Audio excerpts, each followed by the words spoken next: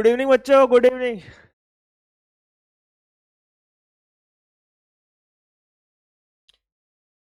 Hello बच्चों, good evening, good evening, good evening. कैसे हो आप सभी लोग? मैं आ गया हूँ एक नई वीडियो लेकर के। Human urinary system part 2। Human urinary system part 1 को जो हमने प्रीमियर किया था तो उसमें बहुत ज्यादा प्यार मिला है लोगों का। और मैं चाह रहा हूँ कि ऐसे ही व्यूज हमें ह्यूमन यूरिनरी सिस्टम 2 में भी देखने को मिले। तो मैं सुमित लेकर के आ गया कॉन्सेप्ट ऑफ फार्मा मार्गदर्शन सीरीज आप सबके लिए। मार्गदर्शन सीरीज लेकर के आ गया हूं, और मार्गदर्शन सीरीज जो है वन स्टॉप सॉल्यूशन होने वाली है फार्मा स्टूडेंट्स के लिए। ठीक है, जहां पर सारे टॉपिक्स इन डिटेल कवर कराए जाएंगे।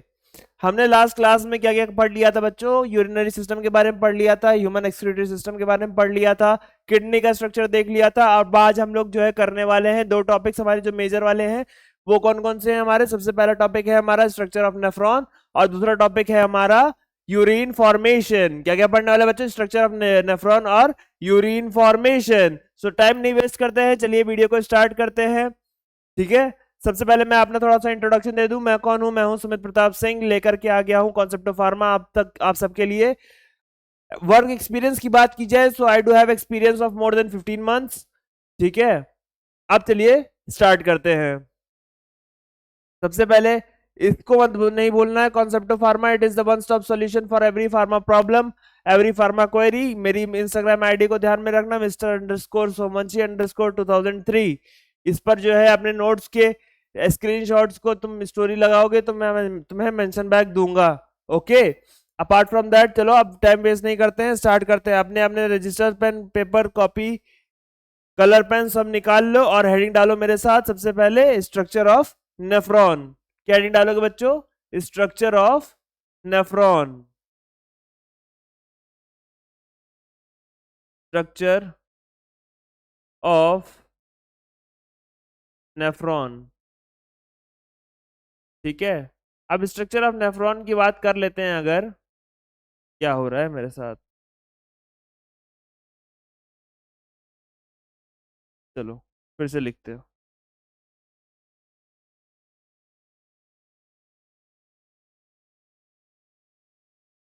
Structure of nephron. ठीक है, तो बेसिकली हम लोग एक लेयर से स्टार्ट करते हैं। ठीक है, हम लोग बेसिकली एक लेयर से स्टार्ट करते हैं। हम लोगों ने यहाँ पर एक लेयर बनाई। ऊपर वाले पोर्शन को हम लोग बोलेंगे कॉर्टेक्स, नीचे नीचे वाले पोर्शन को बोलेंगे मेड्यूला। ऊपर वाले पोर्शन को बोलेंगे कॉर्टेक्स और नीचे वाले पोर्शन को बोलेंगे मेड्यूला। नीचे वाले पोर्शन को बोलेंगे बच्चों, क्या बोलेंगे? नीचे वाले पोर्शन को बोलेंगे मेड्यूला। अब हम यहां से नेफ्रॉन का डायग्राम बनाना स्टार्ट करते हैं। ठीक है, तो सबसे पहले हम लोग बोमेंस कैप्सूल बना लेंगे। बोमेंस कैप्सूल कैसे दिखती है बच्चों? बोमेंस कैप्सूल कुछ इस तरीके से दिखती है। ये रही हमारी बोमेंस कैप्सूल। क्या है बच्चों? ये बोमेंस कैप्सूल। अब बोमेंस कैप्सूल से अटैच होता है हमारा पीसीटी। पीसीटी क्या होता है बच्चों? पीसीटी होता है प्रॉक्सिमल कॉन्वुलेटेड ट्यूब्यूल। क्या होता है बच्चों? पीसीटी होता है हमारा प्रॉक्सिमल कॉन्वुलेटेड ट्यूब्यूल। वो यहां पर हमारा इस तरीके से कुछ होता है। ठीक है, अब ये तो हो गया हमारा, और ये यहां पर जाकर के थोड़ा सा बड़ा हो जाएगा। ठीक है, इसको हम लोग ऐसे ले आते हैं, ये थोड़ा सा थिक हो गया।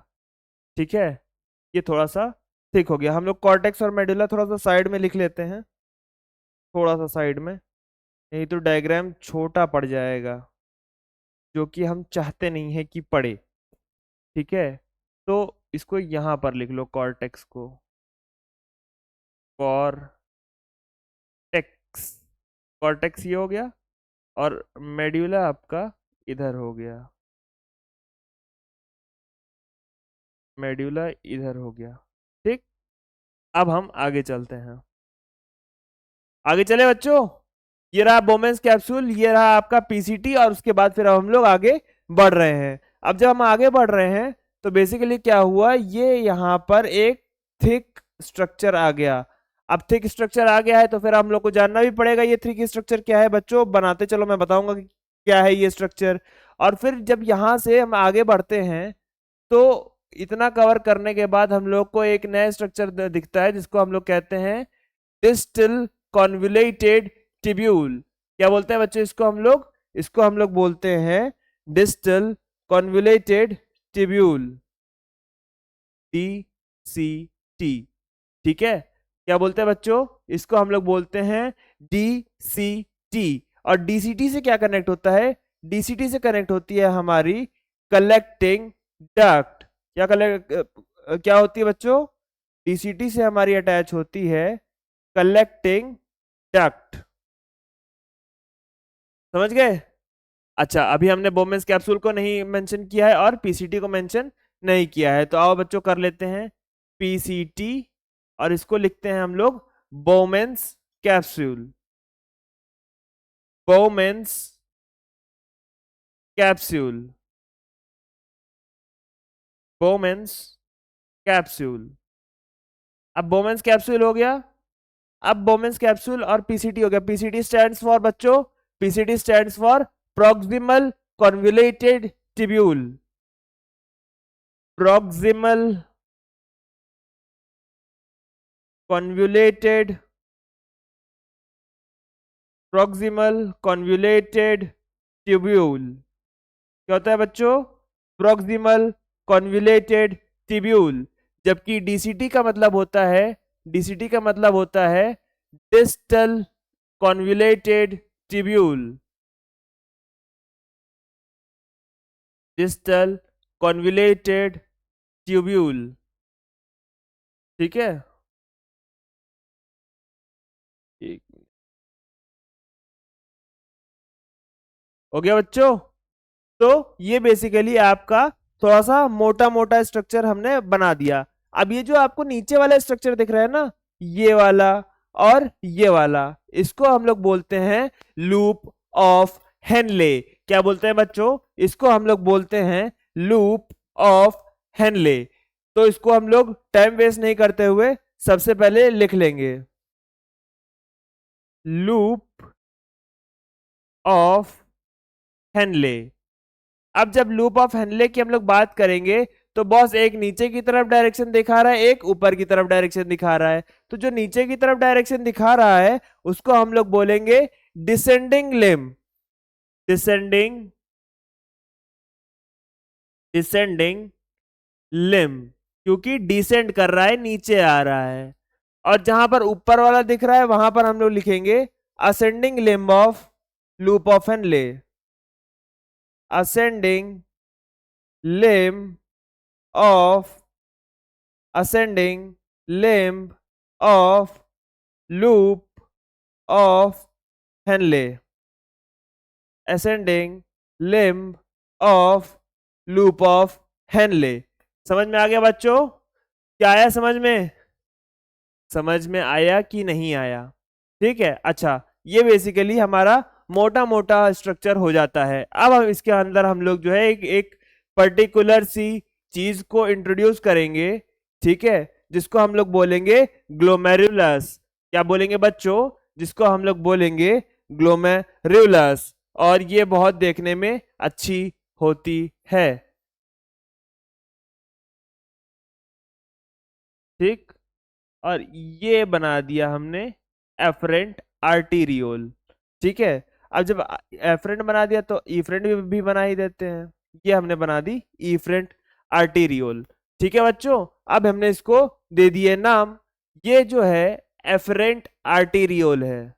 Afferent, afferent, A for Apple, A for afferent, afferent arteriole. और नीचे वाला क्या है हमारा, दूसरा, दूसरा है हमारा ईफरेंट आर्टीरियोल, ईफरेंट आर्टीरियोल। ठीक है, और फिर क्या है, फिर है हमारा ये ग्लोमेरुलस।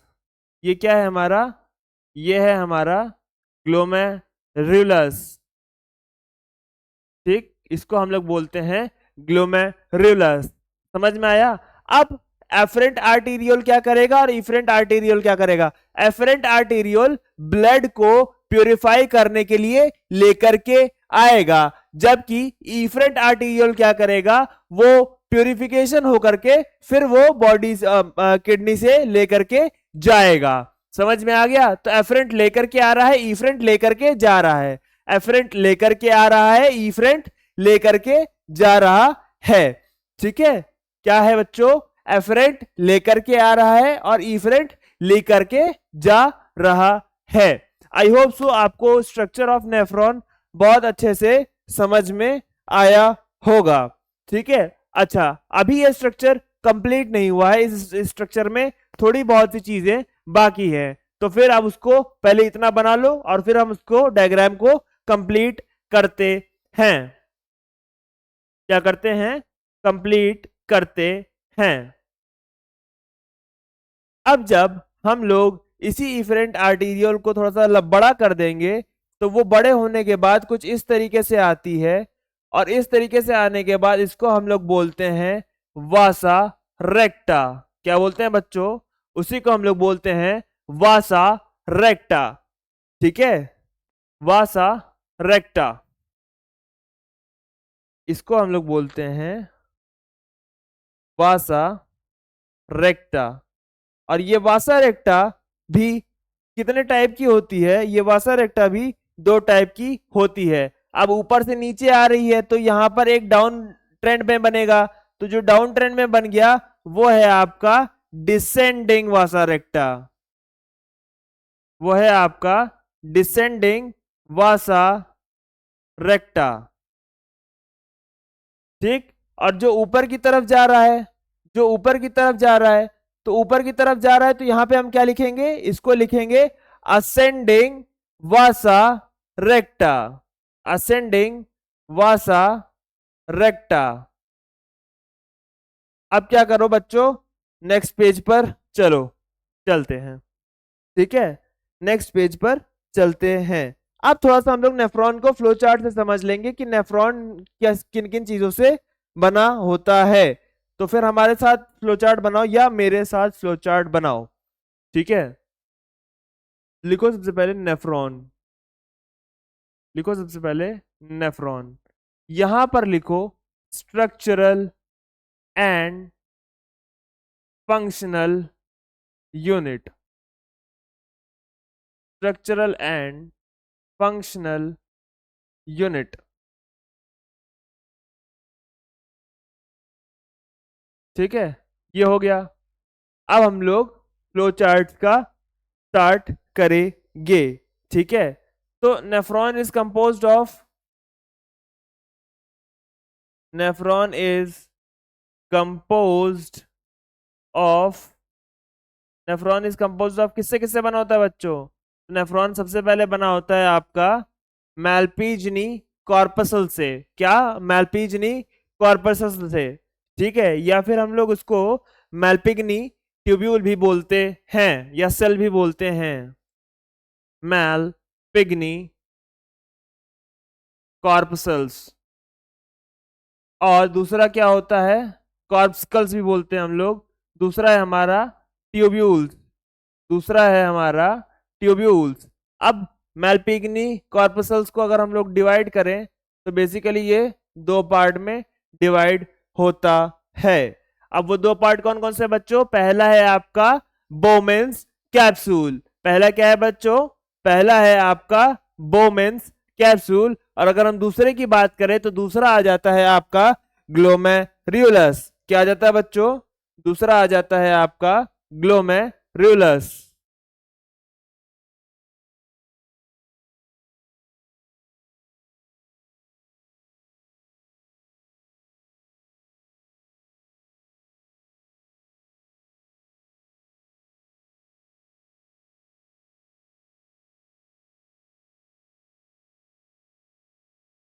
ठीक है, पहला आ जाता है आपका बोमेन्स कैप्सूल और दूसरा आ जाता है आपका ग्लोमेरुलस। अब अगर बात कर लेते हैं ट्यूब्यूल्स की, तो ट्यूब्यूल्स में क्या क्या आता है आपका? ट्यूब्यूल्स में आता है सबसे पहले आपका पीसीटी। क्या आता है? पीसीटी। फिर आता है, फिर आता है loop of Henley, loop of Henley. फिर आता है आपका डी सी टी। पीछे डायग्राम में चल करके देखेंगे तो सबसे पहले ये पीसीटी पढ़ रहा था, फिर लूप ऑफ हेनले पढ़ रहा था, फिर आपका यहां पर डीसीटी पढ़ रहा था। तो एक ऑर्डर से चलेंगे, और जब ऑर्डर से चलेंगे तो ज्यादा समझ में आएगा। ठीक है कि बॉस, अगर हम लोग ट्यूब्यूल्स की बात करते हैं तो सबसे पहले पीसीटी पढ़ा, फिर पढ़ा लूप ऑफ हेनले, और फिर पढ़ा आपका इधर DCT, distal convoluted tubule, distal convoluted tubule. ये फ्लो चार्ट आई थिंक आपको समझ में आ गया होगा, तो इस फ्लो चार्ट को आप लोग जो है लिख लो। इस फ्लो चार्ट को आप लोग लिख लो। गर्मी बहुत ज्यादा हो रही है, एसी काम नहीं कर रहा। ठीक है, मैं हट जाता हूं साइड में, आप स्क्रीनशॉट ले लो इसका। ठीक है, ले लिया। अब चलो मैं एक काम की बात बताता हूं। ठीक है, ये एफरेंट आर्टीरियल देखा था, ये इफरेंट आर्टीरियल देखा था ना। चलो अब इससे रिलेटेड एक काम की बात बताता हूं। ठीक है, एफरेंट आर्टीरियल का जो डायमीटर होता है ना, एफरेंट आर्टीरियल, आर्टीरियल का जो डायमीटर होता है ना, वो इफरेंट से बहुत ज्यादा होता है। वो इफरेंट से बहुत ज्यादा होता है, इफरेंट आर्टीरियल के डायामीटर से। ठीक है, अब तुम बोलोगे सर ये क्यों? बॉस देखो, ब्लड प्यूरिफिकेशन के लिए काफी सारा ब्लड आ रहा है, तो इकट्ठा एक क्यूमुलेटिव अमाउंट में आ गया, बट आने के बाद फिर वो फिल्ट्रेशन भी तो हो रहा है। और जब फिल्ट्रेशन हो रहा है तो वो फिल्ट्रेशन क्या कर रहा है?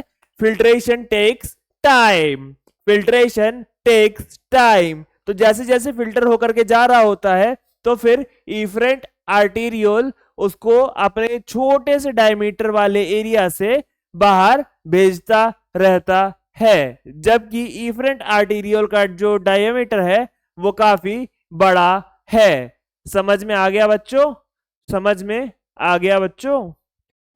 अच्छा भाई, यहां पर आ रहा है, ये आया ब्लड, ये आया। अब फिर यहां पर होगा फिल्ट्रेशन, यहां पर होगा फिल्ट्रेशन।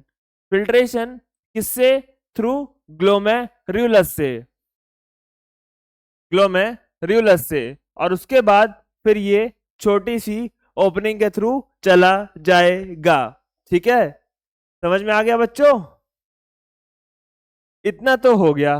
अब हम लोग क्या करेंगे?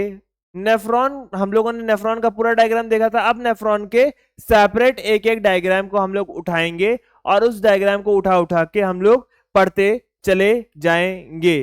ठीक है, आई होप सो ये डायमीटर वाला पॉइंट आपको समझ में आया होगा। अब आप हेडिंग डालो, parts of neuron, parts of neuron, parts of neuron. ठीक है, पार्ट्स ऑफ न्यूरॉन।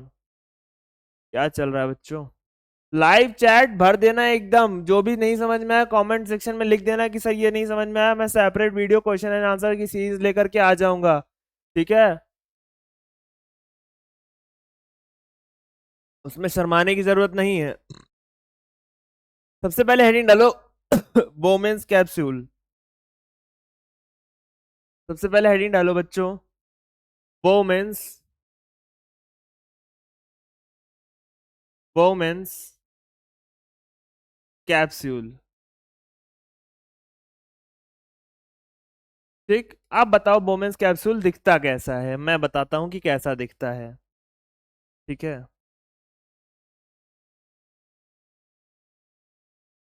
दिखा? दिखा, कुछ ऐसा दिखता है बोमेंस कैप्सूल। बोमेंस कैप्सूल कुछ ऐसा दिखता है। अब इसमें दो लेयर होती हैं, अब इसमें दो लेयर्स होती हैं। सबसे पहले हम लोग लेयर्स बना लेते हैं।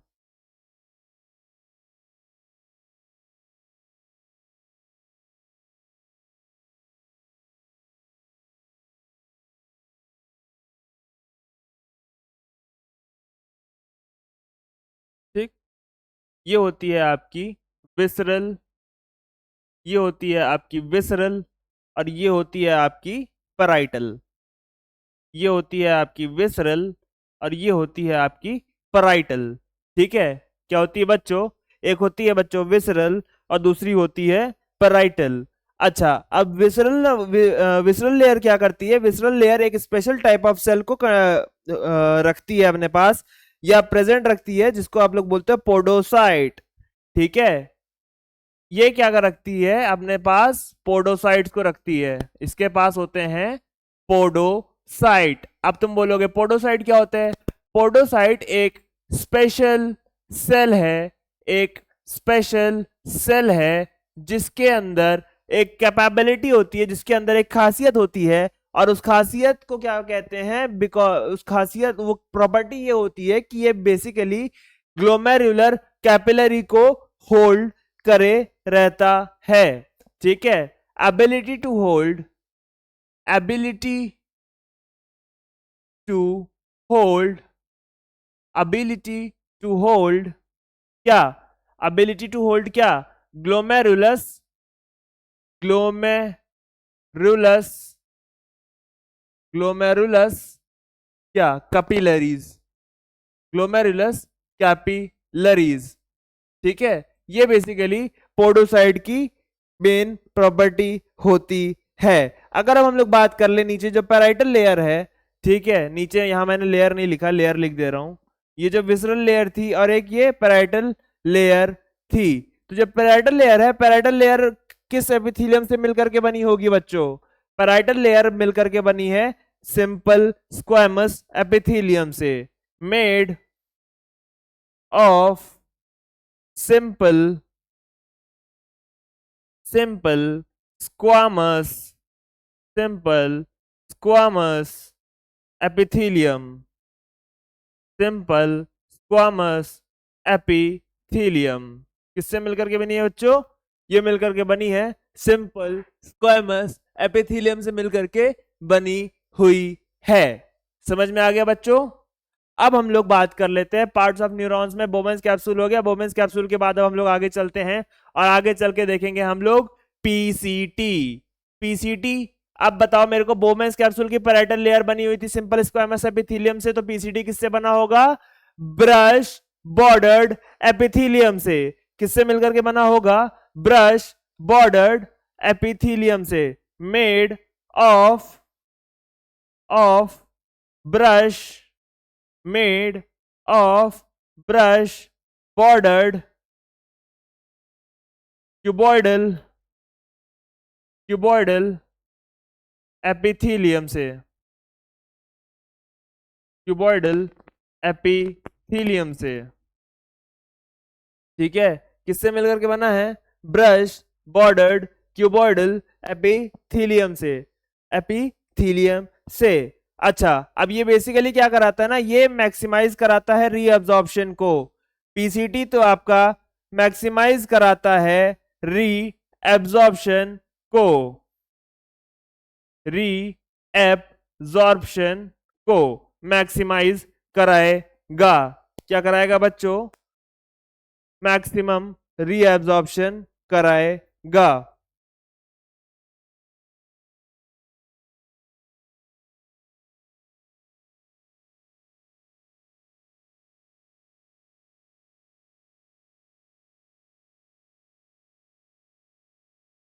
समझ में आ गया बच्चों? आई होप सो आपको ये समझ में आया होगा। अब आगे चलते हैं हम लोग अगले टॉपिक पे, जिसको हम लोग बोलते हैं लूप ऑफ हेनले। क्या बोलते हैं? Loop, loop of Henley. अब आप बोलेंगे सर इसके बारे में क्या जानना है?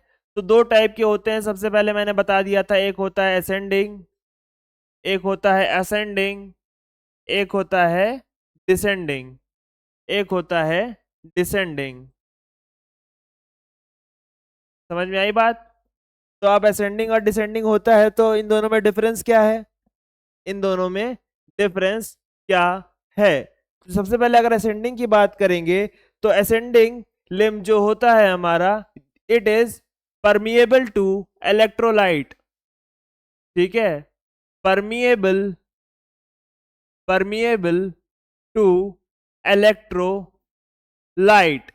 क्यों होते हैं इलेक्ट्रोलाइट को permeable? Because because because they they do have ion channel, क्योंकि इनके पास आयन चैनल्स होते हैं।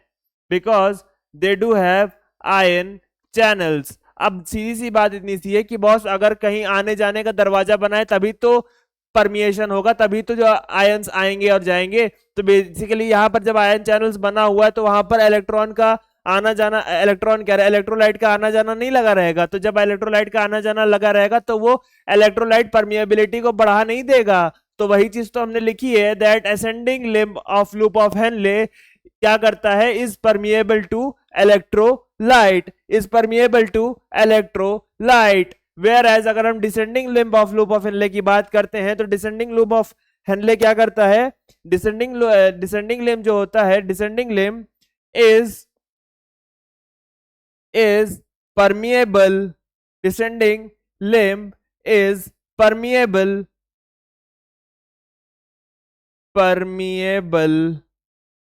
to water, is permeable to water। अब सीधी सी बात इतनी सी बताओ, जब मैंने बताया था कि इलेक्ट्रोलाइट से परमिएबल है तो मैंने बताया कि आयन चैनल प्रेजेंट होते हैं, ठीक है। लेकिन अब ये वाटर बताया मैंने कि वाटर से परमिएबल होता है। तो बेसिकली यहां पर क्या प्रेजेंट होगा, यहां पर प्रेजेंट होता है, लिख लो, due to presence due to presence of aquaporins, due to presence of aquaporins. ये क्या हो रहा है मेरी क्लास में आज? लगता है हमारे बोर्ड साहब जो है वो हमसे नाराज हो गए हैं। हमारे बोर्ड साहब जो हैं वो हमसे नाराज हो गए हैं। देखो यहाँ पर मैंने परमिएबल लिखा, वो भी 2 बार रीराइट हो गया। एक्वापोरेंस लिखा, वो भी 2 बार रीराइट हो गया। दोबारा लिख देंगे हम, हमें क्या दिक्कत जा रहा है? हम तो ढीठ हैं, हम तो बेशरम हैं। परमिएबल और यहाँ पर लिख दिया हमने एक्वापोरेंस। स्क्रीनशॉट ले लो बच्चों, अगर लिखना है तो लिख भी लो, ठीक है। स्क्रीनशॉट ले लो बच्चों, लिखना है तो लिख भी लो, ठीक है।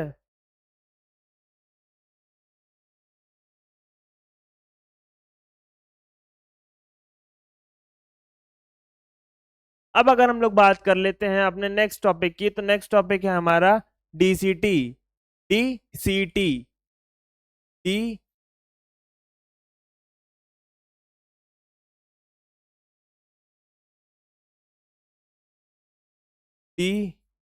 डीसीटी। अब अगर हम लोग डीसीटी की बात कर ले बच्चों, तो डीसीटी की बात करते समय हम लोग ने सबसे पहले जाना था कि पहला पॉइंट तो यही कि फुल फॉर्म क्या है इसका, distal convoluted convoluted distal convoluted tubule, distal convoluted tubule, ठीक है। अब ये बेसिकली क्या कराता है ना, ये कंडीशनल और फैकल्टेटिव रीऑब्जॉर्प्शन करवाता है। क्या करवाता है? कंडीशनल कंडीशनल और फैकल्टेटिव कंडीशनल और फैकल्टेटिव रीऑब्जॉर्प्शन कराता है, री एब्जॉर्प्शन कराता है, ठीक है। हिंदी में लिख दे रहा हूं, कराता है, ठीक है। क्या कराता है? कंडीशनल और फैकल्टेटिव रीएब्जॉर्प्शन कराता है। कलेक्टिंग डक्ट की अगर बात करोगे, कलेक्टिंग डक्ट की बात करोगे तो कलेक्टिंग कलेक्टिंग डक्ट में कलेक्टिंग डक्ट में कंडीशनल रीएब्जॉर्प्शन होता है, कंडीशनल रीएब्जॉर्प्शन होता है,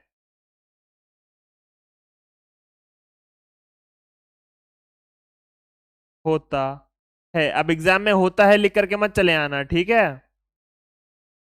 होता है। समझ गए बच्चों? समझ में आया कि नहीं आया? अब हम लोग बात कर लेते हैं अपने यूरिन फॉर्मेशन की, कि बॉडी में यूरिन कैसे बनता है। बॉडी में यूरिन कैसे बनता है। तो यूरिन फॉर्मेशन हेडिंग डालो, सारे बच्चे हेडिंग डालो, यूरिन फॉर्मेशन।